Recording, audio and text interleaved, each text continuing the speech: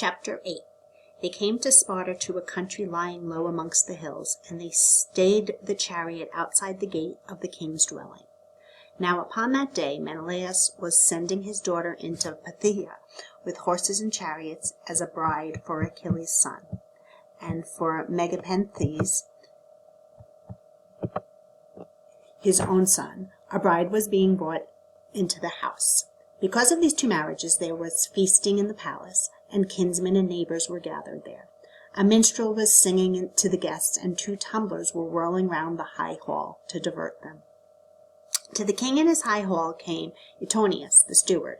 "Renowned Menelaus," said Etonius, "there are 2 strangers outside, men with the looks of heroes. What would you have me do with them? Shall I have their horses unyoked, bidding them enter the palace, or shall I let them fare on to another dwelling?" "Why do you ask such a question, Etonius?" said Menelaus in anger. "Have we not eaten the bread of other men on our wanderings? And have we not rested ourselves in other men's houses? Knowing this, you have no right to ask whether you should bid strangers enter or let them go past the gate of my dwelling.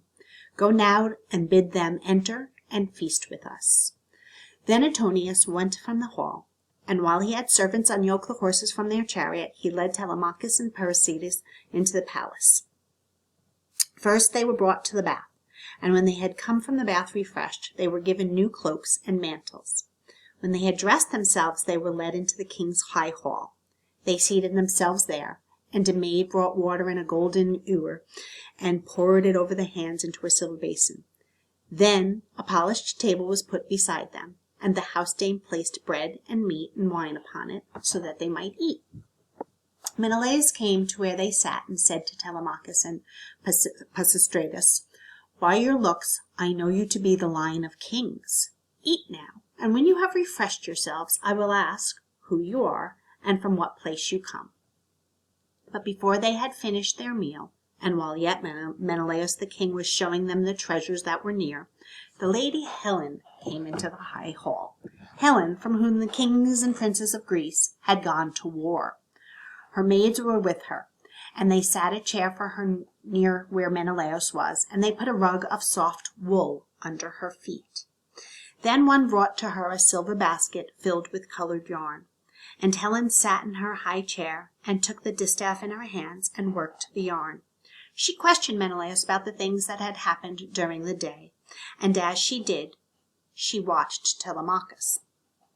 Then the lady Helen left the distaff down and said, "Menelaus, I am minded to tell you who one of these strangers is. No one was ever more like another man than this youth is like great-hearted Odysseus.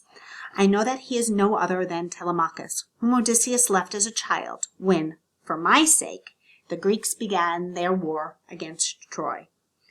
"Then," said Menelaus, "I too mark his likeness to Odysseus. The shape of his head, the glance of his eye, remind me of Odysseus.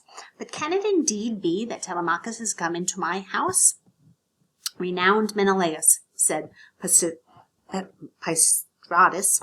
"this is indeed the son of Odysseus, and I avow myself to be the son of another comrade of yours, of Nestor, who was with you at the war of Troy. I have been sent with Telemachus to be his guide to your house."